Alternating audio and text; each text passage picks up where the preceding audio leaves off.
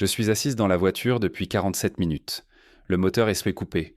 La buée revient régulièrement sur le pare-brise et je l'efface avec la manche de mon manteau. Il est 02h18. J'ai noté l'heure parce que c'est ainsi que je procède depuis quelques semaines.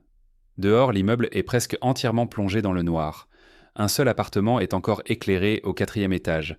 Je sais à qui il appartient. Les journaux ont déjà commencé à écrire son nom avec prudence au conditionnel. Les phrases sont longues, pleines de précautions juridiques. Pourtant, sa carrière est terminée. Celle de l'autre aussi, même si on fait semblant de ne pas le comprendre encore. Je n'éprouve rien de particulier en y pensant. Ni satisfaction, ni honte. J'observe simplement les conséquences. Les convocations, les démentis, les communiqués.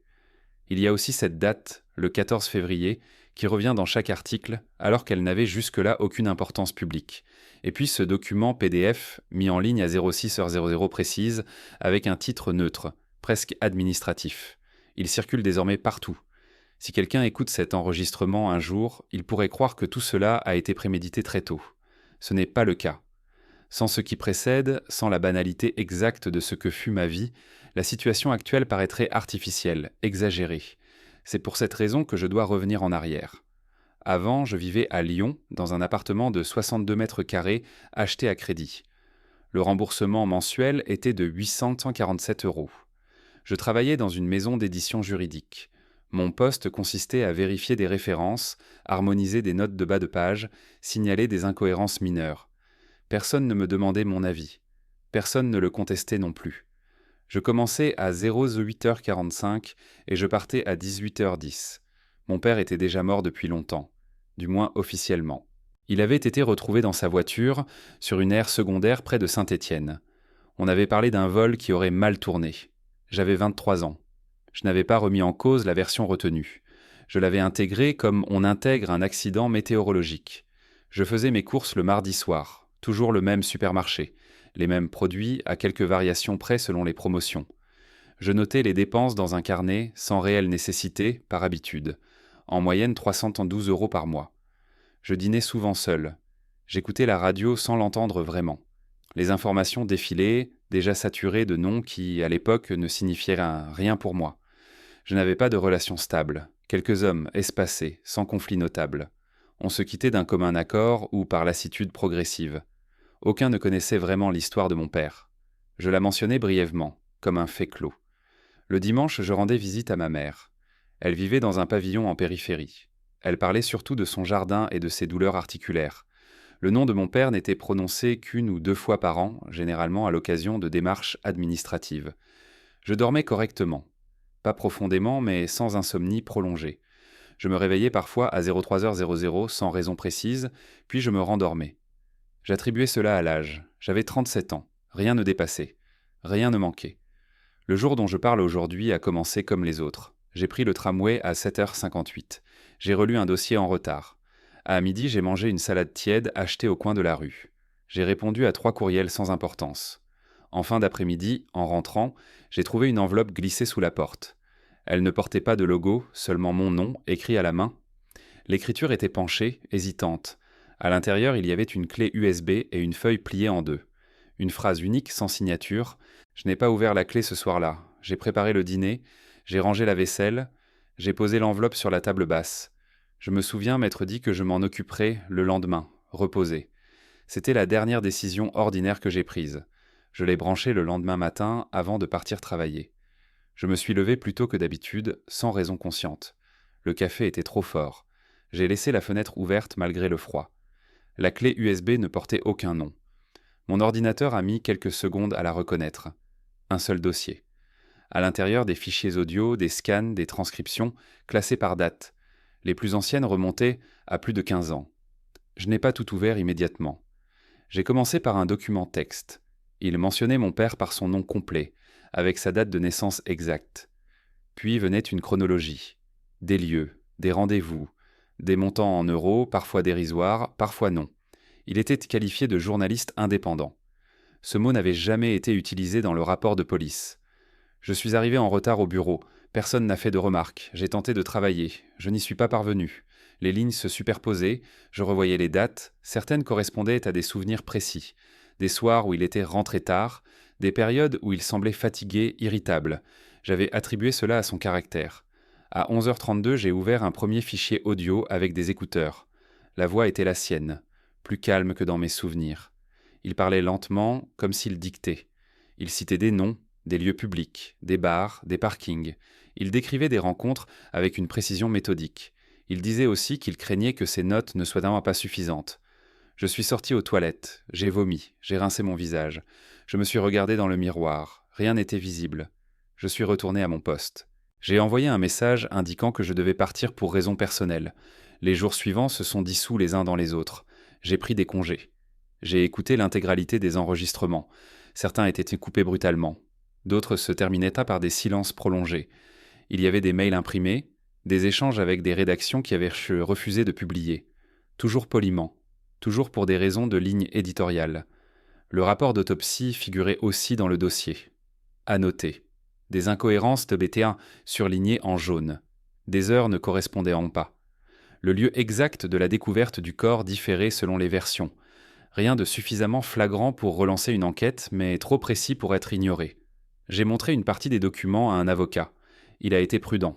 Il a parlé de prescription, de preuves insuffisantes, de risques personnels. Il m'a conseillé de laisser tomber. Il m'a facturé 180 €. J'ai essayé d'en parler à ma mère. Elle n'a pas voulu écouter. Elle a dit que cela ne servirait à rien, qu'il fallait préserver ce qui restait. Elle a ajouté qu'elle était fatiguée. Je n'ai pas insisté. Progressivement, j'ai cessé de sortir. J'ai arrêté de noter mes dépenses. J'ai dormi par fragments. Je me réveillais désormais chaque nuit à la même heure, sans exception. Je repassais mentalement les phrases entendues. Les noms revenaient, s'installaient. Un matin, mon responsable m'a convoqué. Il a évoqué une baisse de concentration, une réorganisation interne. Il m'a proposé une rupture conventionnelle. J'ai accepté sans négocier. Je me suis retrouvé seul, sans rythme. Les journées s'étiraient, je vivais au ralenti, mais l'intérieur de ma tête était saturé. Les informations à la radio ont commencé à me sembler familières. Certains noms prononcés sans insistance correspondaient à ceux entendus sur les enregistrements. Un soir, en consultant distraitement un site d'actualité, j'ai reconnu un visage. Il souriait. Il venait d'être nommé à un poste stratégique. L'article évoquait son parcours exemplaire et sa probité. J'ai relu la phrase plusieurs fois. Puis, j'ai éteint l'écran. À ce moment-là, quelque chose s'est déplacé. Pas encore une intention. Plutôt une rupture définitive avec l'idée que le temps ferait son travail à ma place. Après cette nomination, j'ai tenté de reprendre une forme de normalité. J'ai cherché du travail. J'ai envoyé des candidatures génériques. Les réponses, quand il y en avait, étaient standardisées. On me proposait des postes moins qualifiés, moins payés. J'ai accepté une mission temporaire dans un centre d'archivage privé à la périphérie de la ville. Le bâtiment était ancien, sans fenêtres ouvrables. J'y classais des dossiers médicaux numérisés, 8 heures par jour, pour 1420 € net mensuels. Je vivais désormais sur mes économies. Je calculais chaque dépense, à nouveau. Le carnet a refait surface. Le chiffre 312 ne correspondait plus à rien. Je mangeais peu. Des plats simples, toujours les mêmes. Je ne ressentais ni faim ni satiété. Le sommeil restait fragmenté. Je me couchais tôt. Je me réveillais à 3h12, systématiquement. Je restais immobile, les yeux ouverts, jusqu'à l'aube. Les voix de mon père revenaient, mais de manière moins violente. Je n'écoutais plus les fichiers. Je les connaissais par cœur, les silences surtout. Je marchais beaucoup, sans but précis. Je traversais des quartiers entiers en observant les façades, les vitrines fermées, les visages pressés. Je me demandais combien de vies pouvaient être déplacées sans bruit. Combien de décisions invisibles suffisaient à modifier durablement un destin. Je consultais régulièrement les actualités. Pas par intérêt civique, par nécessité. Je suivais les trajectoires, les promotions, les scandales mineurs aussitôt étouffés. Les mêmes noms revenaient associés à des mots positifs. Réforme, modernisation, responsabilité. Un après-midi, dans une salle d'attente, j'ai reconnu une femme assise en face de moi. Elle parlait au téléphone à voix basse. Son nom figurait dans les documents de mon père. Elle était désormais conseillère auprès d'un ministère. Elle riait doucement. Elle se plaignait d'un agenda trop chargé. Je n'ai pas bougé. Elle ne m'a pas remarqué. J'ai noté l'heure. J'ai noté le lieu. Ce n'était pas un geste volontairement symbolique. C'était un réflexe ancien qui refaisait surface. À partir de là, les coïncidences se sont multipliées. Ou peut-être que je l'ai remarqué enfin. Un nom entendu dans un café. Une signature au bas d'une tribune. Une voix à la radio. Tout semblait former une constellation discrète, parfaitement intégrée au paysage. Je ne ressentais toujours pas de colère franche, plutôt une fatigue persistante, une sensation de décalage, comme si je vivais dans un espace légèrement déplacé par rapport aux autres. Les fins de mois devenaient de plus difficiles. J'ai vendu quelques meubles, j'ai résilié des abonnements, j'ai cessé de répondre aux appels de ma mère. Je n'avais rien à lui dire. Un matin, en ouvrant ma boîte aux lettres, j'ai trouvé un journal plié. Je ne m'abonne à aucun. Il était daté du jour même. Un article en page intérieure évoquait une commission parlementaire à venir. Les noms cités étaient vraiment familiers, trop familiers. Je me suis assise sur les marches de l'immeuble pour lire l'article en entier. Les mots étaient vent prudents. Les enjeux présentés comme abstraits. Pourtant, je reconnaissais les mécanismes décrits. Ils correspondaient exactement à ce que mon père avait tenté de documenter. Pour la première fois depuis longtemps, j'ai ressenti quelque chose de proche d'une impulsion. Pas une idée claire. Pas encore. Mais la certitude que rester immobile équivalait désormais à une forme de participation. En rentrant chez moi, j'ai rallumé l'ordinateur. J'ai ouvert un nouveau dossier. Je lui ai donné un nom neutre. J'ai commencé à y déplacer certains fichiers, uniquement ceux qui pouvaient être compris sans explication. Je me suis arrêté là. J'ai refermé l'ordinateur. Je savais seulement que ce que je faisais n'était plus de l'ordre du deuil, mais je ne savais pas encore jusqu'où cela irait. Je n'ai pas agi immédiatement. J'ai laissé le dossier intact pendant plusieurs jours. J'ouvrais l'ordinateur, je vérifiais qu'il était toujours là, puis je le refermais. Comme on vérifie une porte, j'allais travailler au centre d'archivage. Les gestes étaient des mécaniques, classés, renommés, validés. J'étais devenu efficace. On m'a proposé de prolonger le contrat. J'ai accepté. Observer est devenu mon activité principale en dehors des heures rémunérées. J'observais sans prendre de notes visibles. Je mémorisais. Les habitudes surtout, les horaires récurrents, les lieux fréquentés sans raison apparente, les détails que personne ne juge utile de dissimuler parce qu'ils semblent insignifiants. Je savais désormais où certains déjeunaient toujours entre 12h40 et 13h25, toujours aux mêmes tables. Je connaissais les trajets approximatifs. Les chauffeurs changeaient parfois, pas les itinéraires. J'apprenais les visages secondaires, les collaborateurs, les assistants, ceux qui n'apparaissent jamais dans les articles. Je ne cherchais pas encore à relier. J'accumulais. Comme mon père l'avait fait, mais sans l'attention de l'urgence. Je disposais de temps. Personne ne m'attendait. Personne ne me posait de questions. Les soirées étaient les consacrées à la relecture. Pas des fichiers bruts, des articles de presse, des rapports publics, des comptes rendus de séances, tout ce qui était accessible légalement. Je comparais les formulations, les silences, les phrases identiques reprises d'un média à l'autre. Je notais mentalement les incohérences, les déclarations qui se contredisaient à quelques mois d'intervalle, les dates modifiées, les responsabilités diluées. Rien de spectaculaire, juste une accumulation de petites dissonances. Je me suis surprise à éprouver une forme de calme, une routine nouvelle. Le réveil à 03h12 persistait, mais il n'était plus accompagné d'angoisse. Je me levais, je faisais du café, je relisais un passage précis d'une transcription, toujours le même. Mon père y évoquait la nécessité de publier même sans conclusion définitive. Il disait que parfois, exposer les faits suffisait. Je n'avais pas encore décidé de quoi que ce soit.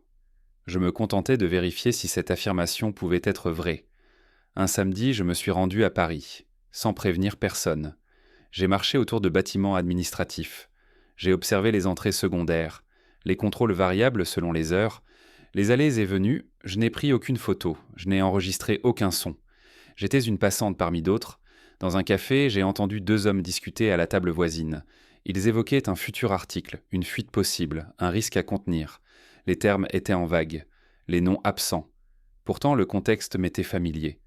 J'ai payé et je suis parti avant la fin. Je n'éprouvais toujours pas de désir de nuire. Cette précision est importante. Ce qui m'occupait, c'était l'écart entre la réalité perçue et celle qui était racontée. L'effort constant nécessaire pour maintenir cet écart. J'ai recommencé à écouter certains enregistrements de mon père, mais différemment. Plus comme une source que comme une voix. J'ai noté qu'il insistait souvent sur la responsabilité collective, sur l'impossibilité de désigner un seul coupable. Cette idée me paraissait désormais essentielle. Les jours ont passé, mon contrat a été renouvelé une seconde fois. Ma mère a laissé plusieurs messages. Je ne les ai pas écoutés. Un soir, en rentrant, j'ai constaté que ma boîte aux lettres avait été forcée. Rien ne manquait. Les autres boîtes étaient intactes. J'ai refermé sans signaler l'incident. Ce détail aurait pu être insignifiant. Il ne l'était pas. Cette nuit-là, pour la première fois, je n'ai pas refermé l'ordinateur. J'ai ouvert le dossier neutre. J'ai commencé à organiser les éléments non plus par date, mais par nom. Je n'appelais toujours pas cela un plan.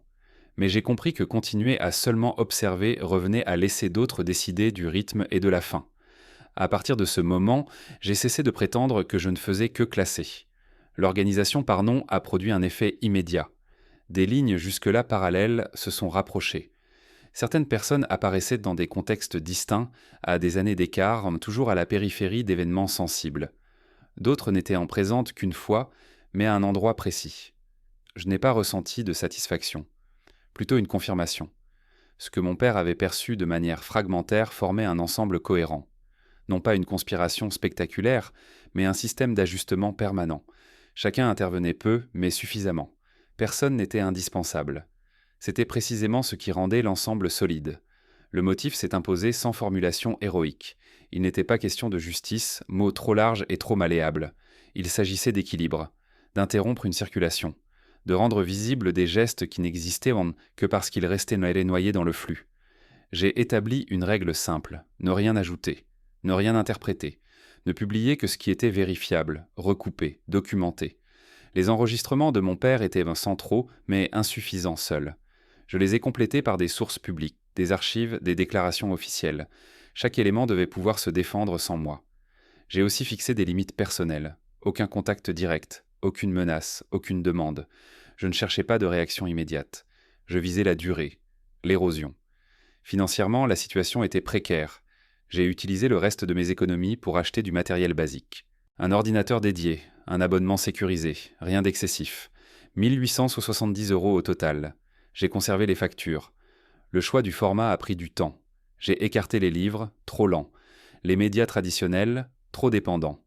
J'ai opté pour une publication progressive, accessible, sans signature visible. Le titre général était volontairement neutre. Pas de référence à mon père. Pas de mention personnelle. La première mise en ligne a eu lieu un mardi, à 00:00. L'heure n'était pas symbolique, elle correspondait simplement à un moment de faible surveillance. Le document faisait 23 pages. Un seul thème, un seul ensemble de faits, aucun adjectif. Je me souviens avoir observé les statistiques de consultation sans émotion particulière. Les chiffres augmentaient lentement. Puis plus vite, quelques heures plus tard, un article secondaire y faisait référence, sans citer la source, puis un autre. Les jours suivants, j'ai maintenu le rythme. Une publication tous les 10 jours. Toujours le même ton, la même structure, les mêmes précautions juridiques. J'avais relu chaque phrase à voix haute. Les réactions ont suivi un schéma prévisible. D'abord le silence, puis le déni, ensuite la minimisation, enfin les premières fissures, une démission présentée comme personnelle, une mise en retrait temporaire, une enquête interne annoncée. Je notais tout, pas par obsession, par nécessité méthodologique. C'est à ce stade que j'ai compris qu'il n'y aurait pas de retour en arrière possible, non pas à cause des conséquences visibles, mais parce que j'avais franchi une limite intérieure. J'avais cessé d'attendre qu'une instance légitime prenne le relais. Ma mère a fini par me joindre. Elle pleurait, elle me demandait si c'était moi. Je n'ai pas répondu. Je n'ai ni confirmé ni nié. J'ai simplement dit que ce qui se passait devait se produire. Les pressions indirectes ont commencé peu après. Un courriel anonyme, un conseil mal formulé, une invitation à discuter, j'ai tout ignoré. Je n'avais plus besoin de convaincre qui que ce soit. Les documents circulaient désormais sans moi. Le point de non-retour n'a pas été une décision spectaculaire. Il a pris la forme d'une évidence froide. Arrêter aurait signifié reconnaître que la version officielle de la mort de mon père méritait de rester intacte. Je ne pouvais plus accepter cela. La publication suivante était prête. Elle concernait un autre nom, plus exposé, plus risqué. Je le savais. J'ai programmé la mise en ligne, puis j'ai éteint l'ordinateur et je suis allé me coucher. Je me suis réveillé à 03h12. Pour la première fois, je n'ai pas ressenti de fatigue. Je suis revenu à cette voiture après coup. Pas immédiatement. Plusieurs semaines plus tard, quand tout était déjà enclenché et que ma présence n'avait plus aucune fonction pratique. J'avais besoin de constater les effets concrets, matériels, avant que les récits médiatiques ne les transforment en abstraction. La publication du dernier dossier n'a pas produit de choc instantané. Il était trop long, trop technique, sans angle émotionnel évident. Puis un hebdomadaire s'en est emparé. Le titre était prudent, mais le contenu suffisait à installer le doute. Les jours suivants, les chaînes d'information ont repris l'affaire. Les débats étaient encadrés, faussement équilibrés. Les noms étaient enfin prononcés sans conditionnel excessif. Les conséquences se sont étalées dans le temps, comme je l'avais anticipé. Une mise en examen tardive. Un suicide présenté comme personnel, sans lien démontré. Une carrière interrompue brutalement. Une autre maintenue, mais vidée de toute crédibilité opérationnelle. Des commissions ont été annoncées. Les responsabilités se sont dispersées. Personne n'a tout porté, personne n'a tout nié. Je n'ai rien fait pour accélérer ces mouvements. J'ai cessé toute publication après le dernier dossier. Il n'y avait plus rien à ajouter qui respecte les règles que je m'étais imposées. Les documents ont continué à circuler sans moi. Ils ont été cités, découpés, parfois mal interprétés. Cela ne m'appartenait plus. Sur le plan matériel, la situation est devenue précaire. J'étais à découvert. J'ai vendu l'ordinateur dédié, j'ai résilié l'abonnement sécurisé. Il me restait suffisamment pour tenir quelques semaines. J'ai quitté Lyon sans prévenir. J'ai pris un train sans destination définie. J'ai loué une chambre pour 3 nuits, puis 2 autres ailleurs. C'est à ce moment-là que j'ai appris que l'enquête sur la mort de mon père était officiellement rouverte. La formulation était vague. Les autorités parlaient de nouveaux éléments sans préciser lesquels. Je n'attendais aucune conclusion claire. Ce n'était pas le but. Il s'agissait seulement de rendre impossible le retour complet à la version initiale. Ma mère ne m'a plus rappelé. Je ne lui ai pas écrit. Elle devait composer avec l'idée qu'un équilibre ancien avait été rompu, sans disposer des détails.